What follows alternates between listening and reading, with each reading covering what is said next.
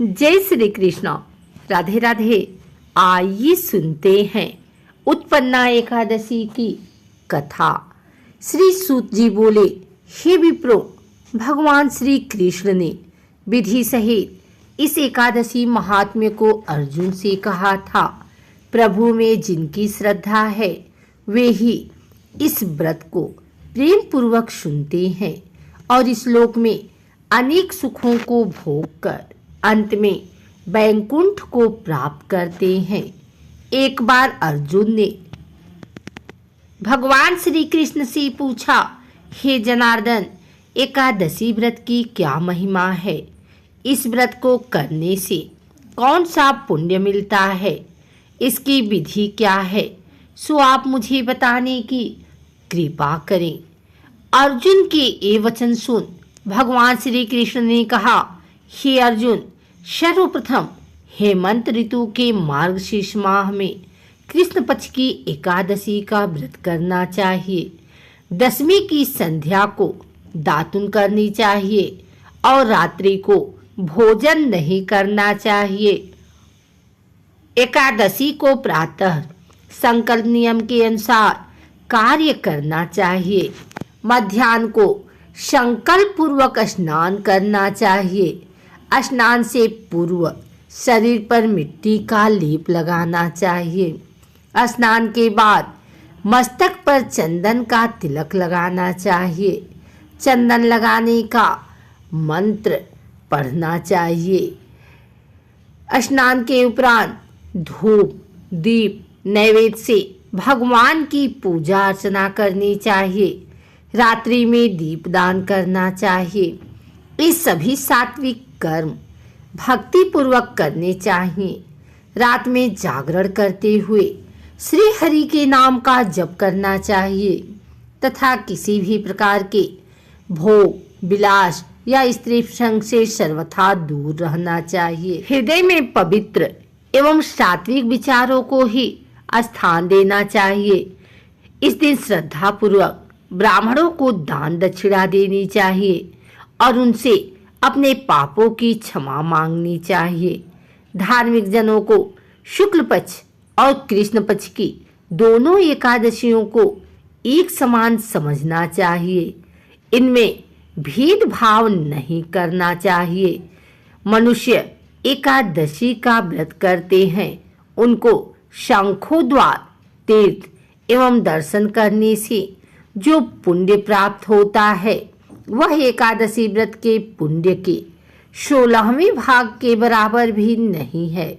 हे अर्जुन, व्यतिपात योग में, संक्रांति में तथा सूर्य और चंद्र ग्रहण में दान देने से और कुरुक्षेत्र में स्नान करने से जो पुण्य प्राप्त होता है वही पुण्य मनुष्य को एकादशी का व्रत करने से प्राप्त होता है।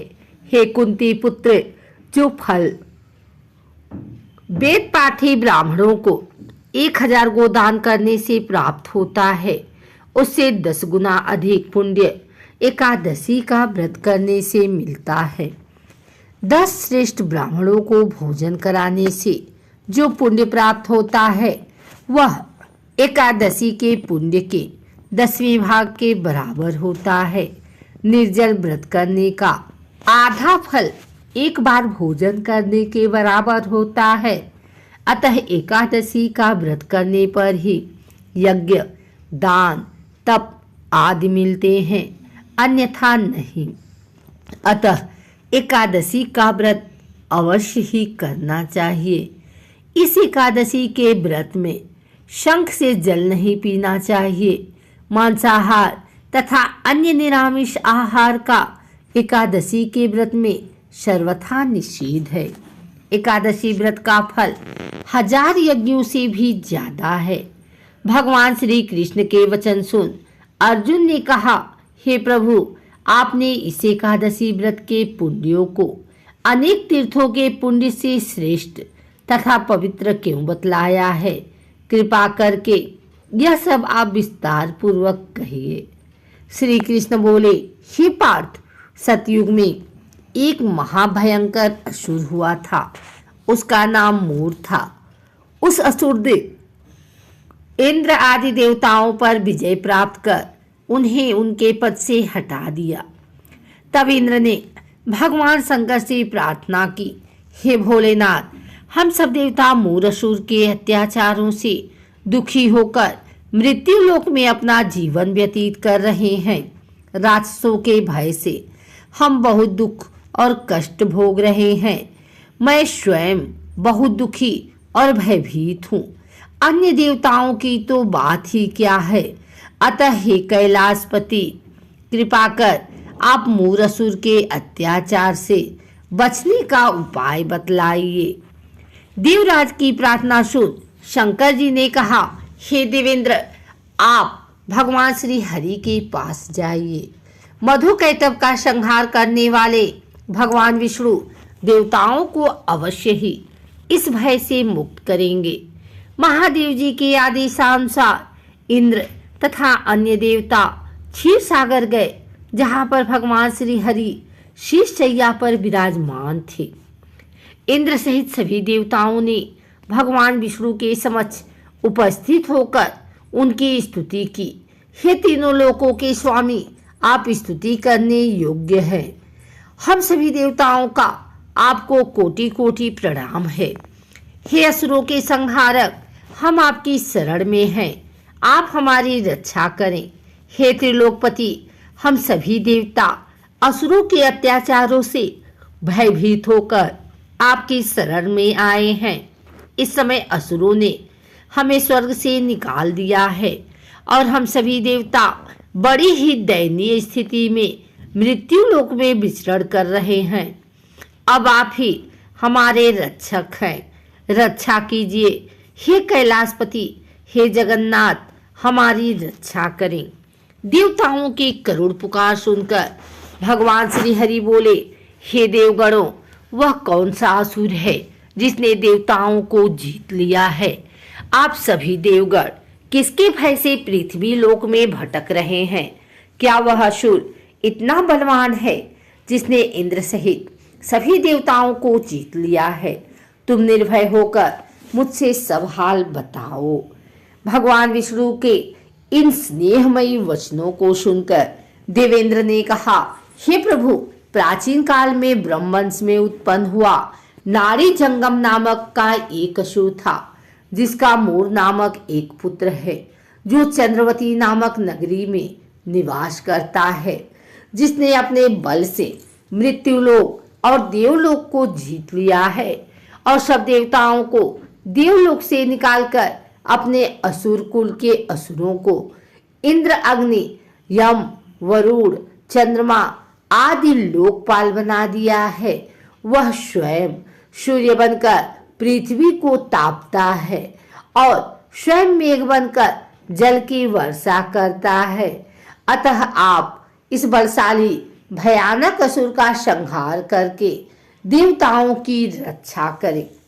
देवेंद्र के मुख से ऐसे वचन सुन भगवान विष्णु बोले, हे देवताओं, मैं आपके शत्रु का शीघ्र ही संहार करूंगा। आप सभी इसी समय मेरे साथ चंद्रावती नगरी चलिए। देवताओं की पुकार पर भगवान विष्णु तुरंत ही उनके साथ चल दिए।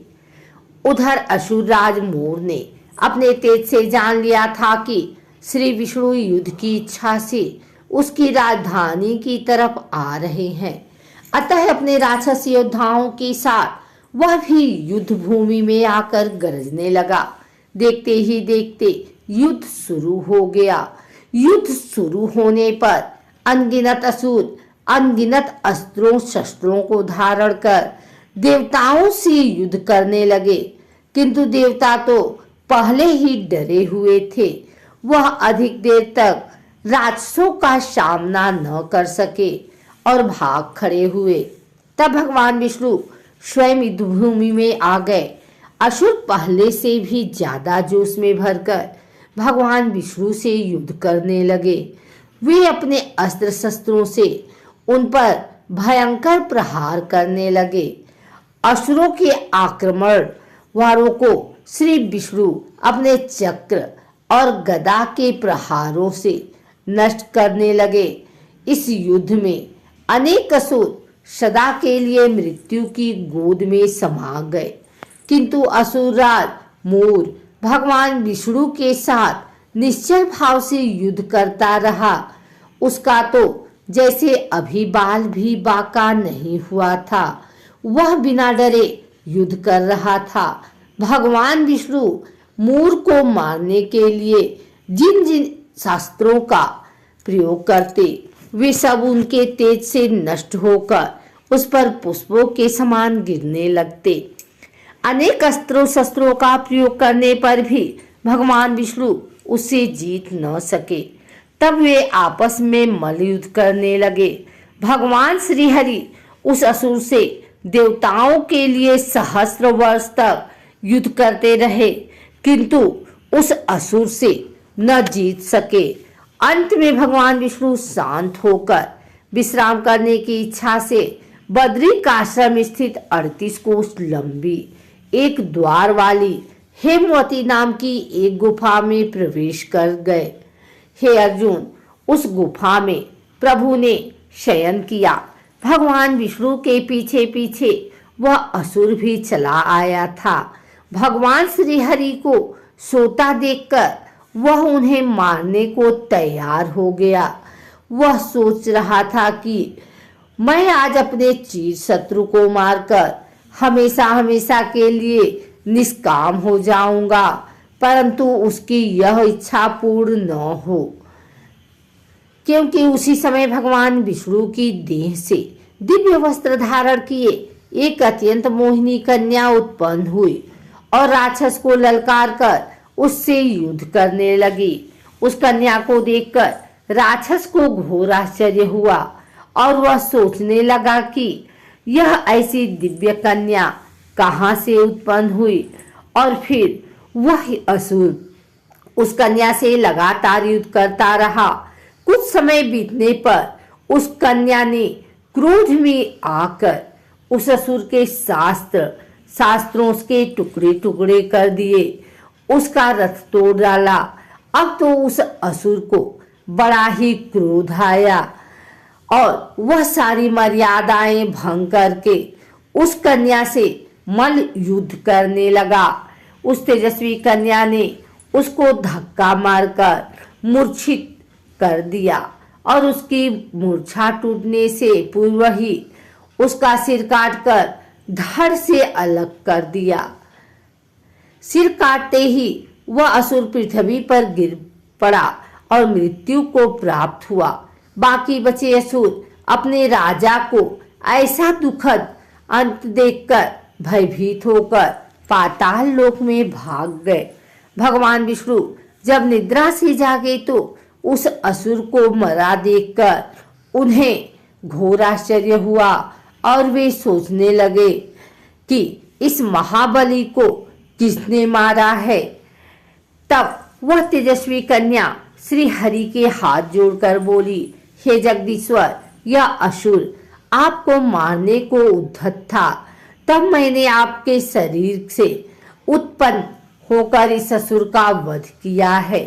कन्या की बात सुन भगवान बोले, तुमने इस असुर को मारा है, अतः हे कन्या, मैं तुमसे अत्यंत प्रसन्न हूँ। इसे मारकर तुमने तीनों लोकों के देवताओं के कष्ट हर दिए हैं, इसलिए तुम अपनी इच्छा अनुसार वर मांग सकती हो। मैं तुम्हारी प्रत्येक इच्छा को पूर्ण करूंगा। भगवान की बात सुन कन्या बोली, हे प्रभु, मुझे यह वरदान दीजिए कि जो भी मनुष्य या देव मेरा व्रत करे उसके सभी पाप नष्ट हो जाएं और अंत में उसे स्वर्गलोक की प्राप्ति हो। मेरे व्रत का बाधा आद्य फल रात्र को मिले और उसका आधा फल एक समय भोजन करने वाले को मिले। जो श्रद्धालु भक्ति पूर्वक मेरे व्रत करें वे निश्चय ही वैकुंठ धाम को प्राप्त करें। जो मनुष्य मेरे व्रत में दिन तथा रात्रि को एक बार भोजन करे वह धन धान्य से भरपूर रहे। कृपा करके मुझे ऐसा वरदान दीजिए। भगवान श्री हरि ने कहा, हे कन्या, ऐसा ही होगा मेरे और तुम्हारे भक्त एक ही होंगे और अंत में संसार में प्रसिद्धि को प्राप्त होकर मेरे लोक को प्राप्त करोगे। हे कल्याणी, तुम एकादशी को पैदा हुई हो, इसलिए तुम्हारा नाम भी एकादशी हुआ, और क्योंकि तुम मेरे अंश से उत्पन्न हुई हो, इसलिए संसार में तुम उत्पन्ना के नाम से जानी जाओगी।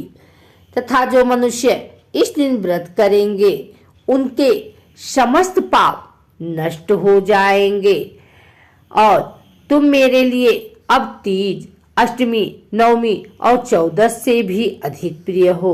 तुम्हारे व्रत का फल सब तीर्थों के फल से भी महान होगा। यह मेरा अकाट्य कथन है।